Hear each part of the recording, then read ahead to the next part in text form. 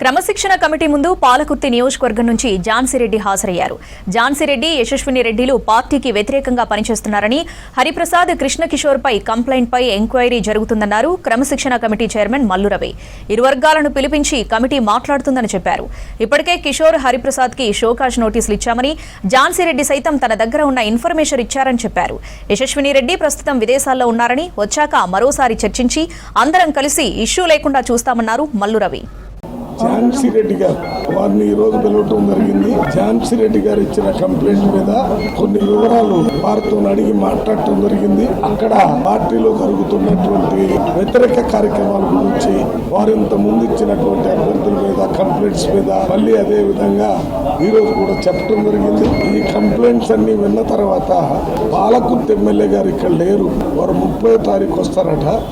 మళ్ళొకసారి ఎమ్మెల్యే గారు వచ్చిన తర్వాత ఝాన్సీరెడ్డి గారు, యశస్విని రెడ్డి ఎమ్మెల్యే గారు ఇద్దరు కమిటీ ముందుకు వస్తారని చెప్పారు. వారి దగ్గర వివరాలు తీసుకున్న తర్వాత అక్కడ ఇన్ఛార్జ్ మినిస్టర్ పొంగులేటి శ్రీనివాసరెడ్డి గారితో, అదే రకంగా ఆ జిల్లాకు పెద్ద నాయకుడిగా ఉన్నటువంటి వేము నరేందర్ రెడ్డి గారితో, ఇక్కడ జిల్లా కాంగ్రెస్ అధ్యక్షుడితో, అవసరమైతే ఇతర నాయకులందరితో మాట్లాడి దాని మీద ఫైనల్ నిర్ణయం తీసుకోవడం జరిగింది. ఇంతవరకు ఫైనల్ నిర్ణయం ఏది తీసుకోవటం లేదు.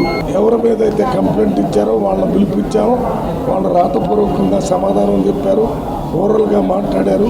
అదంతా విన్న తర్వాత ఇప్పుడు ఝాన్సీరెడ్డి గారు వచ్చారు, వారితో కూడా మాట్లాడాము. ఇవన్నీ కూడా కాంగ్రెస్ పార్టీలో జరుగుతున్నటువంటి కార్యక్రమాలు, గొడవలు కాబట్టి దీన్ని ఎంతవరకు ఏ రకంగా సర్దుమణిగేదానికి ప్రయత్నం చేయటంలో భాగంగా ఎన్నిసార్లు పిలుస్తున్నాం. మీరినట్టయితే ఒకవేళ లక్ష్మణ రేఖను దాటితే మాత్రం మేమేమి చేయలేము. ఎవరినైనా అవసరమైతే యాక్షన్ తీసుకోవటం కూడా జరుగుతుంది.